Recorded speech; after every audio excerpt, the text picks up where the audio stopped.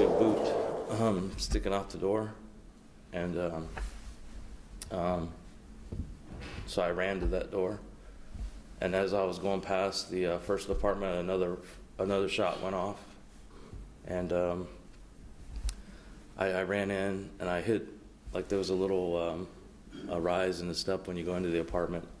I hit that and I went down between Morelli and Joering, and I just immediately scanned the apartment. I started from left to go right, and I didn't see anything immediately. I did see a gun on the floor.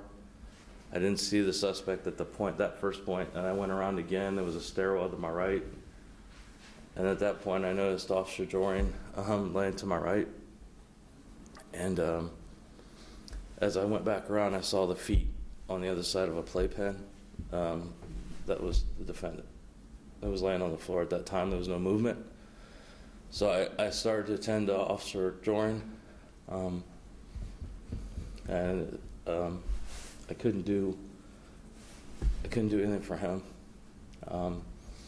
Officer Morelli was yelling, he was hit, so I moved over to him real quick, and I shook Officer Joering, and I yelled at him, and I checked his pulse, and it was nothing. But I moved over to Officer Morelli, and he just kept saying he was swinging his arm around saying, "I'm hit, God damn it, I'm hit." And I couldn't see where he was hit, I couldn't find it, and then all of a sudden the defendant started to move. He started to rise, kind of like this.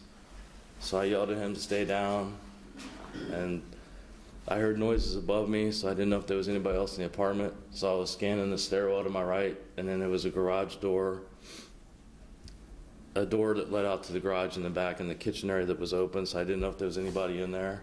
I didn't see anybody else in the apartment, and I know we'd received a call from a female, so I didn't know where she was.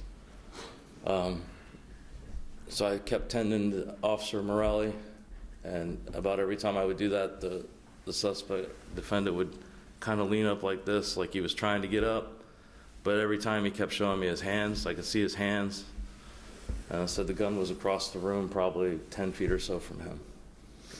And Mr. Ray, I'm going to ask you to look around the courtroom and recognize the individual that you saw in the apartment at 312 that day that you held at gunpoint and you eventually handcuffed. And if you do recognize him, please point him to describe what he's wearing.